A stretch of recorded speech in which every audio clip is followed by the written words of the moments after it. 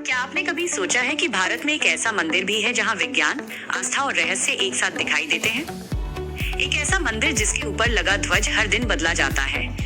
एक ऐसा मंदिर जिसके शिखर पर लगा विशाल चक्र हर दिशा से देखने पर आपकी तरफ ही दिखाई देता है। एक ऐसा मंदिर जहां हर साल लाखों लोग आते हैं, लेकिन आज तक उसके कई रहस्य अनसुलझे हैं। हम बात कर रहे हैं भगवान जगन्नाथ के विश्व प्रसिद्ध धाम पुरी की। लेकिन क्या सचमुच इस मंदिर के अंदर भगवान श्री कृष्ण का दिव्य तत्व मौजूद है? क्या नव कलेवर के दौरान कोई ऐसा गुप्त अनुष्ठान होता है जिसे आम लोग कभी नहीं देख पाते? और आखिर इस मंदिर को इतना रहस्यमयी क्यों माना जाता है? आज के इस वीडियो में हम जानेंगे भगवान जगन्नाथ की संपूर्ण कथा, इतिहास और उनसे जुड़ी मान्यताओं के बारे में। वीडियो को अंत तक जरूर देखिए। भगवान जगन्नाथ कौन है? जगन्नाथ शब्द दो शब्दों से मिलकर बना है। जगत यानी संसार और नाथ यानी स्वामी, अर्थात पूरे संसार के स्वामी। जगन्नाथ भगवान को भगवान विष्णु और श्री कृष्ण का स्वरूप माना जाता है। उनके साथ उनके बड़े भाई बलभद्र और बहन सुभद्रा की भी पूजा की जाती है। पुरी स्थित यह मंदिर हिंदू धर्म के 4 धामों में से एक माना जाता है। हर साल लाखों श्रद्धालु यहाँ दर्शन के लिए आते हैं। श्री कृष्ण के देह त्याग की कथा। महाभारत युद्ध समाप्त होने के बाद गांधारी ने क्रोधित होकर श्री कृष्ण को श्राप दिया था। समय बीतने के साथ यदुवंश का विनाश हो गया। एक दिन प्रभास क्षेत्र में श्री कृष्ण विश्राम कर रहे थे। तभी जरा नामक एक शिकारी ने उनके पैर को हिरण समझकर तीर चला दिया। जब उसे अपनी गलती का एहसास हुआ तो वह भयभीत हो गया, लेकिन श्री कृष्ण ने उसे क्षमा कर दिया। इसके बाद उन्होंने अपनी लीला समाप्त कर दी। यह घटना हिंदू परंपराओं में अत्यंत महत्वपूर्ण मानी जाती है। मान्यता। एक लोकप्रिय मान्यता के अनुसार श्री कृष्ण के देह त्याग के बाद उनका एक दिव्य तत्व सुरक्षित रह गया था। इसी दिव्य तत्व को ब्रह्म पदार्थ कहा जाता है। हालांकि इसका कोई वैज्ञानिक प्रमाण उपलब्ध नहीं है, लेकिन करोड़ों श्रद्धालु इसकी गहरी आस्था रखते हैं। मान्यता है कि यही दिव्य तत्व आज भी भगवान जगन्नाथ की मूर्ति के भीतर सुरक्षित है। नील माधव की कथा। बहुत समय पहले विश्ववसु नाम के एक आदिवासी मुखिया नील माधव नाम से भगवान विष्णु की पूजा करते थे। राजा इंद्रद्युम्न को इसके बारे में पता चला। उन्होंने अपने दूत विद्यापति को भगवान के दर्शन के लिए भेजा। विद्यापति ने विश्ववसु की पुत्री ललिता से विवाह किया।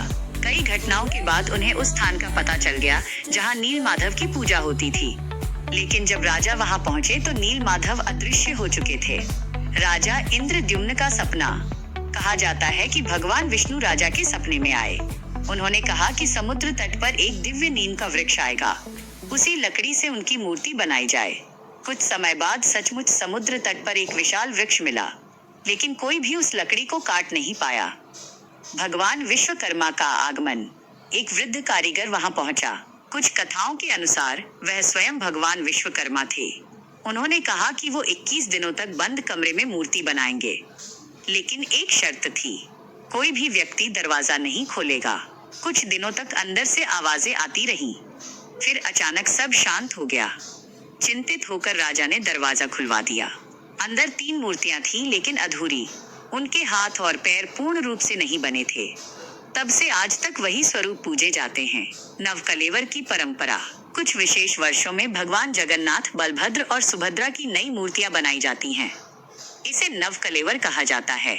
यह प्रक्रिया अत्यंत गोपनीय होती है। विशेष पुजारियों की टीम इस कार्य को पूरा करती है। इस दौरान कई धार्मिक नियमों का पालन किया जाता है।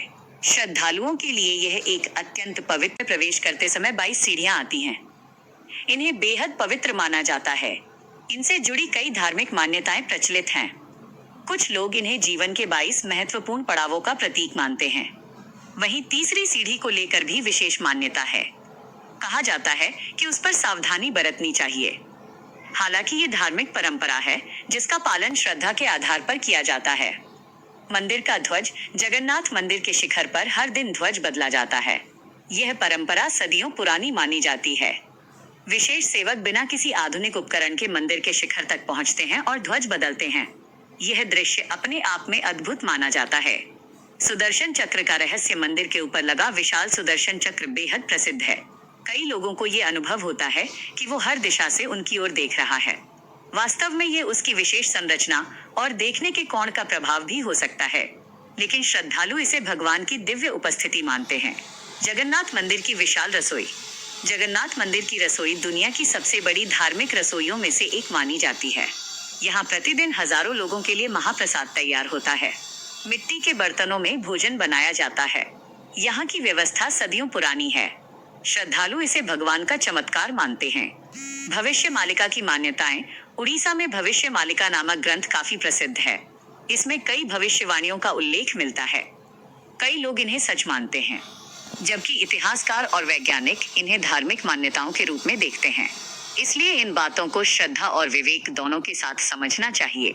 रथ यात्रा। भगवान जगन्नाथ की रथ यात्रा विश्व प्रसिद्ध है। इस दौरान भगवान अपने भाई और बहन के साथ भव्य रथों पर नगर भ्रमण करते हैं। लाखों श्रद्धालु रस्सियां खींचते हैं। यह केवल एक उत्सव नहीं, बल्कि आस्था का महासागर है। निष्कर्ष, पुरी का जगन्नाथ मंदिर केवल एक मंदिर नहीं है। यह इतिहास, संस्कृति, परंपरा और आस्था का अद्भुत संगम है। कुछ बातें इतिहास में दर्ज हैं, कुछ वैज्ञानिक दृष्टिकोण से समझी जा सकती हैं, और कुछ ऐसी हैं जो आज भी करोड़ों लोगों की श्रद्धा का हिस्सा हैं। शायद यही भगवान जगन्नाथ की सबसे बड़ी विशेषता है कि वो हर व्यक्ति को अपने तरीके से अनुभव होते हैं। अगर आपको ये वीडियो पसंद आया हो तो वीडियो को लाइक करें, चैनल को सब्सक्राइब करें और कमेंट में जरूर लिखें। जय जगन्नाथ।